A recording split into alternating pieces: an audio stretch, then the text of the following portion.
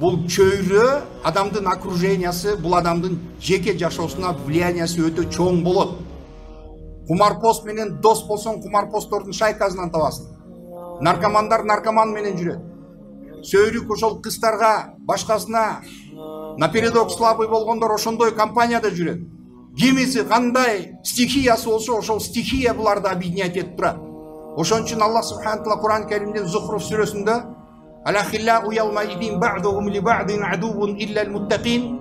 Эң калың мына ушул дүйнөдө жашаганда бири-бирине шундай жанымды берем сен үчүн досум деп калың достошуп жүргөн достордун бардыгы кыямат күндө бири-бирине душман dedi. Эмне үчүн? Туугандар, эмне үчүн душман? Биз дайыма айтабыз. Кылмышка барганда шайтан күбөлөйт, шайтан дух берет. Аракты ичкенде, наркоманды баңгизатты иштеткенде дух берет. Бирок ошол дух кылмышты жасап колго түшкөндө кайка качып кетет, бир жакка качып кетет. Тергөөгө киргенден кийин, абакка түшкөндөн кийин, анан баягы качып кеткен чериктерин баарын тартып келет. Эмне үчүн бул жалгыз өзү страдать этип отуруш керек? Бар жооп берсин дейт. Адамдар ушундай. Кыямат күндө, туугандар, ал тергөө же 10 жылдык, 15 жылдык бул жактагы срок эмес. Пожизненный срок берсе дагы, туугандар айтабыз, дүйнөнүн отрезоги жашоо. Мо биологический жашоонун отрезоги. Отрезок деп коебуз. Геометрияда отрезок деп билесиңер да. Башы бар, аягы бар, точкасы бар. Прямая линия деп коет. Башы бар, аяк жок линиянын. Дал ошол акырет бул бесконечный жашоо. Ошол прямая линия. Ошол түбөлүк жашоодо тозокко кирип кетиш кооптулук перспективасы турганда, бул дүйнөдө бирге жешип, бирге тоноп, бирге зомбулук кылып, эптеп ушул шылуундук кылып акча тапканы, эптеп ушул дүйнөдө бир какой-то бир жеке интерестерин жогору койгон инсандар кыямат күндө Аллах субхана ва таала алыс горизонтко аркырап турган тозокту тарттырып келип коюп койгондо, ошол тозоктун ысыгы жетип, тозоктун айкырып турган үнүн укканда, бул жакта досум мен сен үчүн жан берем деп өлүп аткан достор кыямат күндө бири-бирине душман болуп турат. Ошондо сен мен баштагансың. Жок, сен кылгансың. Сен. Аллах субхана таала шуну Зухруф сүрөсүндө айтып койду. Иллал муттакин. Бир гана Кудайдан таква кылгандар ошондой душман болбойт деди. Эмне үчүн? Кудайдан таква кылган инсан бул дүйнөдө кылмыш ишине, жаман жолго досун сүдүрөп тартпайт. Эгер досу ошол нерсеге кетип аткан болсо, колунан кармап, ошол нерседен токтотот. Эгерде ал нерсени токтотпосо, равнодушие боло турган болсо, равнодушие подобие смерти. Эгерде сенин баңгизат чегип, ошол баңгизат менен жашап аткан досуң болсо, сен намаз окуп аткан болсоң, анын үйүнө барып, шприцти кармап турсаң, жгуту менен колун тартып, кан тамырын чыгарып берип турсаң, сайдырып турсаң, жардам берип досуң үчүн да, досуң да күйүп берди, эртең ошол күйүп берип, эртең менен башың жарылып ооруп турган кезде, ошол достор жок. Эртең менен башың жарылып атканда келип баш жазып берсе, мына ошол дос деп коюшат. Туугандар, мына ошондой көз караштар, ошондой понятиялар, туугандар, бул мыльный пузырь сыяктуу жокко учат, жарылат, жок болот. Кыямат күндө, туугандар, биз көп нерсеге арман кылып калышыбыз мүмкүн. Көп нерсеге кыямат күндө биз арман кылып калышыбыз мүмкүн. Эгерде биз мына ушул дүйнөдө өзүбүздүн түбөлүк акыретибиз үчүн кичине ой жүгүртпөй турган болсок, биз көп арманда кирип кетебиз. Аллах субхана таала Кур'ан Каримде мынакей амма ятасаалун ан-наба деген сүрөдө, ан-наба деген сүрө, туугандар, бул кабар деген, это вести, известие, кабар, акырет жөнүндөгү кабар. Аллах таала ошол сүрөдө айтып атат, аягында ва якулул кафиру я лайтани кунту тураба. Ошол кыямат келгенде, бул дүйнөдө капыр болуп жүргөн инсан кыямат күн болгондо якулул кафиру я лайтани кунту тураба, мен топуракка айланып кетсем кана дейт. Туугандар, эмне үчүн бул жашоодо бүгүн суицид көп, адамдардын самоубийство көп? Статистиканы карап көрүп турган болсок, эң экономически развитый өлкөлөрдүн статистикасы биринчи орундарда турат. Эң жетишкен Япония, Корея, ошолордун арасында Казакстан мисалы айтайлы, башка өнүккөн өлкөлөр. Эмне үчүн? Потому что, туугандар, бул экономический прорыв, адамдардын жалтыр-жултур шунчалык өнүккөн менен, бирок адамдардын ички жан дүйнөсү өнүкпөсө, ички жан дүйнөсү ачка болсо, руханий азыгы жок болсо, мына ошол элдин ичи ач. Аллах субханаху ва таала бул адамдын жүрөктөрүн ач кылып койгон. Эмне үчүн? Иман жок. Аллах таала Куранда аллазина аману ва татмаинну кулубухум бидикриллах, ала бидикриллахи татмаиннул кулуб.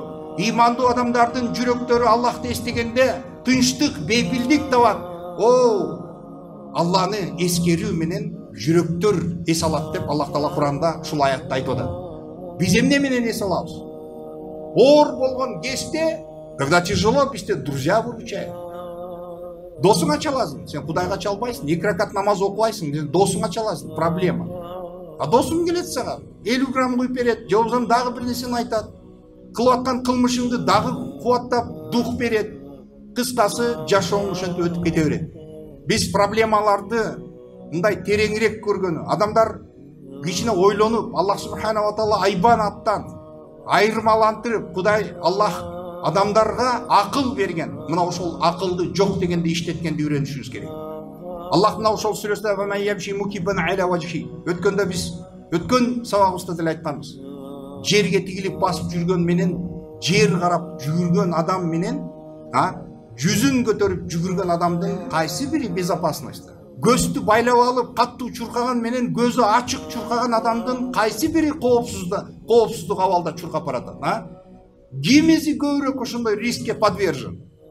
Чалынып кетүү, бир жерди сүзүп алуу, машинанын астына кирип кетүү, чукурга түшүп кетүү. Кимиси ушундай рискке көбүрөөк подвержен?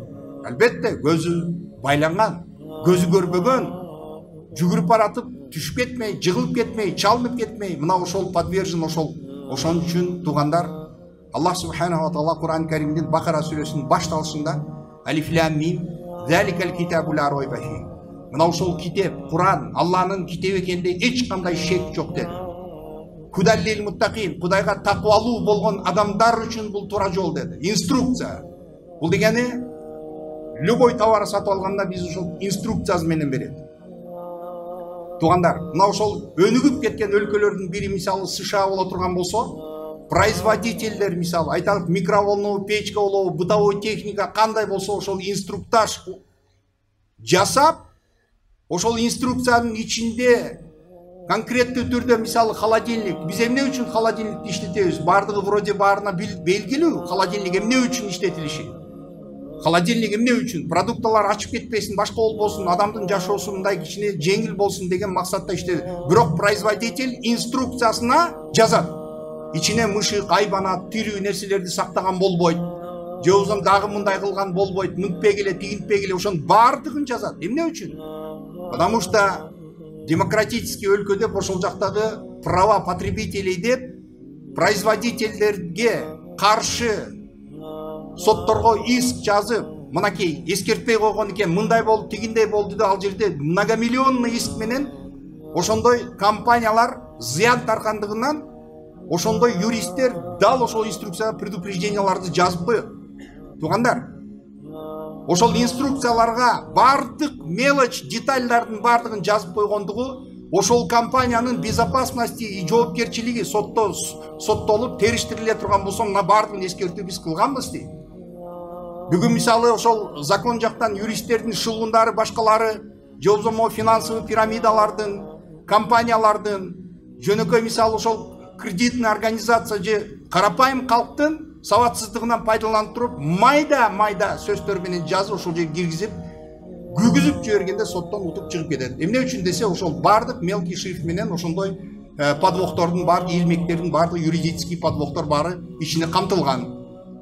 Ошон үчүн Аллах субханаху ва таала Кур'ан Каримде Я юхалладина аману ида тадаянтум бидайин иля аджалин мусамман фактубуху. О имандуу адамдар, ортоңордо алды берди мамиле кыла турган болсоңор жазып койгула. Ошону нотариус туура жазсын деди. Эмне үчүн? Бирөө китеп окуганды билет, бири сабатсыз, туура жазсын, Кудайдан коркуп туура жазсын деп Аллах таала Куранда айтып атат. Мына ошондой детальдар, ушундай мелочтордун бардыгы ичине камтылган. Туугандар, биз имандуу болуп жашоо керек. Молда ушуну сүйлөйт, а эмнени сүйлөйт? Жакшы жаша, урдаба, жебе, сокпо, өлтүрбө.